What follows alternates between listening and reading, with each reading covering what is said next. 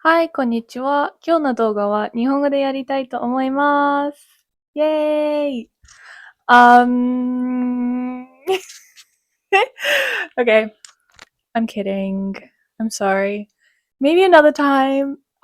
So today I want to talk a little bit about being half Japanese. It's obviously something that I have talked about a lot in the past on my channel because I started minimalism from like Marie Kondo and Danshari. Um, and also like Fumio Sasaki's book, Goodbye Things. Like I have a lot of Japanese influence in all of my content, but I've never really talked about it before. So I thought that I would do that today because I'm living in Tokyo. I've been in Tokyo for like 4 months now. Um it has I've never lived in Japan before, properly. I have come back every summer the proper mixed race way. You come back for like 1 month every year and you hang out with your relatives who you only understand like half of the time. I think that my experience has been a bit more complicated than other people because in both countries I live in the countryside. so so often when people are mixed race, wait, hold on. Often when you tell people, sorry, my hand is like, so, wow, my hand's super big. Um, so often when I tell people that I'm mixed race, they have this image, or especially in Japan, they have this image that like you have a very like sparkly life in like it's very metropolitan and modern. But actually I grew up on a farm in not just one country, but in both countries. Like my uncle in Japan is a rice farmer and it's like in the outskirts of Osaka. And in the UK, I live on, I don't even know where to call it because it's just so far. They're nice places to live, but it does mean that when I'm there, I'm like the only foreigner in the town, which is crazy because I'm not even a foreigner, but like I am. So I was really excited to come and study in Tokyo because it is like that sparkly, like city vibe, and I was really excited to see what it would be like.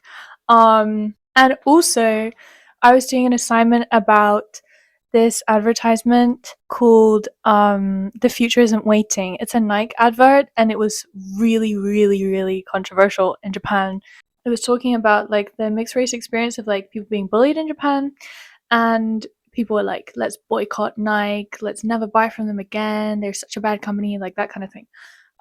So I was doing an assignment about that, and then obviously in the last few weeks there's been such like a like the music video for Leve's Mad Woman came out, and everyone was like, oh my gosh, it's like Wasia uprising, because like everybody in it was half Asian, and I feel like there's this like big boom in popularity in like Western media of like half Asian people becoming very famous. So I can think of like not just the people in Leve's video, like there's the ice skater Alyssa Liu, of course, she's really popular. Oh, Conan Gray and like Olivia Rodrigo, even Charlie XCX, like a lot of these people have been popular for a while, but then they're just like suddenly exploding in popularity. And it's a really interesting trend to see, because I've been watching it all from Tokyo, like from East Asia. And I feel like from what I've seen, we don't really have any of that. It doesn't feel like when I tell people that I'm mixed race here, it's not very exciting. Like, okay, hold on. So when I'm in my hometown in Japan, I will like hang out with my childhood friends who are like 100% Japanese. They are like born and raised there.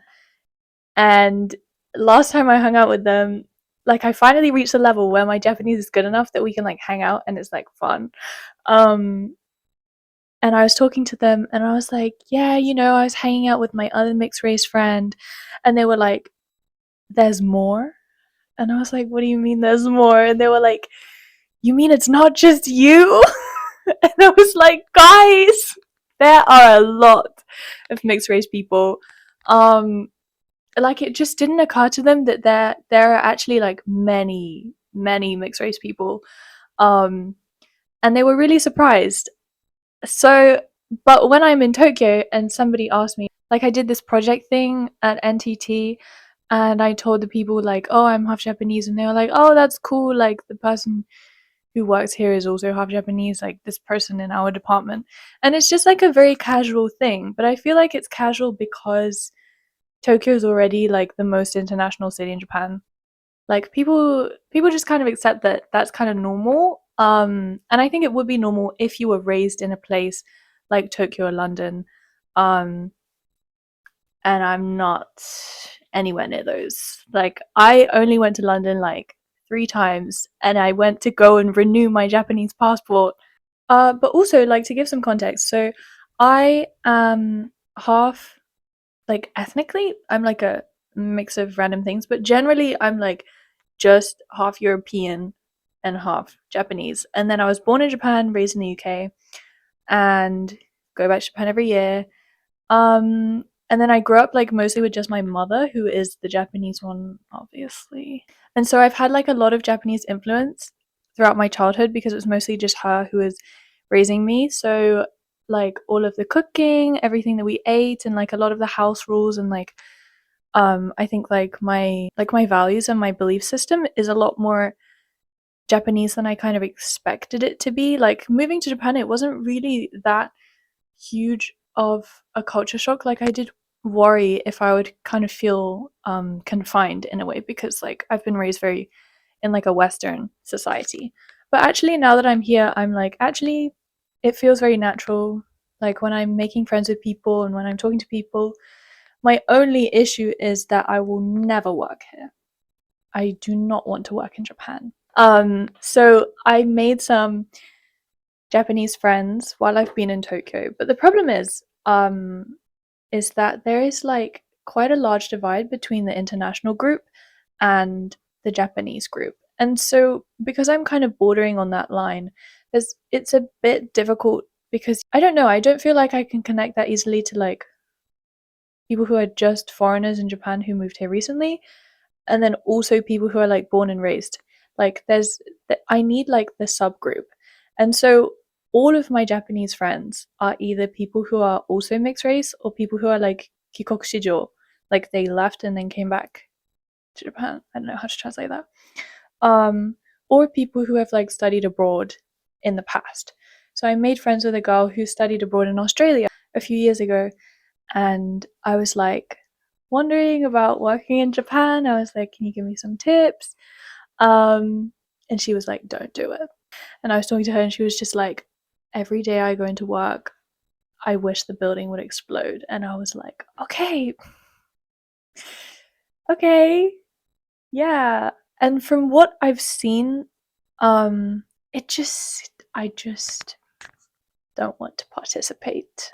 But generally, it's really nice to be back with my other culture, and I've been getting a lot better, I think, in my speaking and my reading.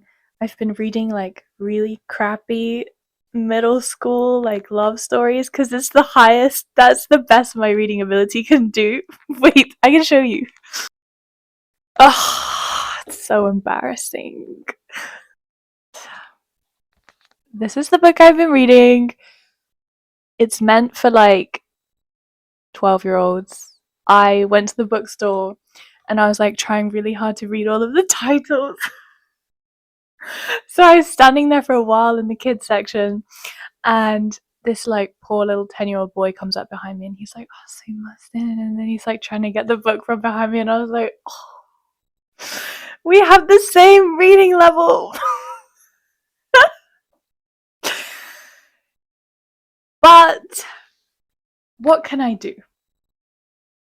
I either read the books meant for like 10-year-olds or I will never surpass that level. I have to get through this or I can't go any higher. So that's my current way of thinking. So I've never really experienced like very bad discrimination from either country. Like actually, wait.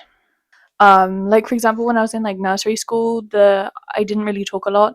So my teacher just assumed that I didn't speak any English. And she was like, it's fine, there's this little boy from Hong Kong who she can talk to. And my mum was like, we don't speak the same language. And then, like, while I've been in Japan, so me and my mixed race friend were staying in my house in Japan. And then, like, when we're cycling around, um, it will just be like little kids will like pause in the middle of their basketball game and they'll kind of go like, Haro, Haro, which I think is very cute. I really like when people are just curious. So I met this girl who goes to my school, who goes to Minerva, and she was actually watching my YouTube videos and we actually talked and I helped answer her like questions to get into the uni. So she actually watched my videos like before I even met her. Um I was really excited because I've never had that happen before. And so we hung out and she's half Japanese and half Sri Lankan. And while we were hanging out, we were like walking down the street and we were talking, and I'm pretty sure we were talking in English, I guess, if that's relevant. But some old man walks past. He is white, by the way. He walks past and he gets really close to us and tries to spit on us. And I was so confused because what? Like, wait. Like, I really couldn't process it. Like, the guy just carried on walking and I didn't say anything and I was like, hang on, I don't understand. The white guy in Japan is discriminating against Japanese people in Japan. I really didn't. So yeah, this kind of thing happens a lot. Where it's kind of just confusing. I get that I look very white to Asian people and like kind of Asian to white people, but I just didn't know how to categorize that experience because I just didn't understand how he reached these conclusions. So I don't really have a goal for making this video. Usually when I make stuff, I have like the purpose of sharing about something. But in today's case, I think I just wanted to talk and make sure everybody knew that being half Japanese is like a very big part of my identity and is something that I'm thinking about a lot. And I want to share my thoughts on my channel, even when they're not like fully formed.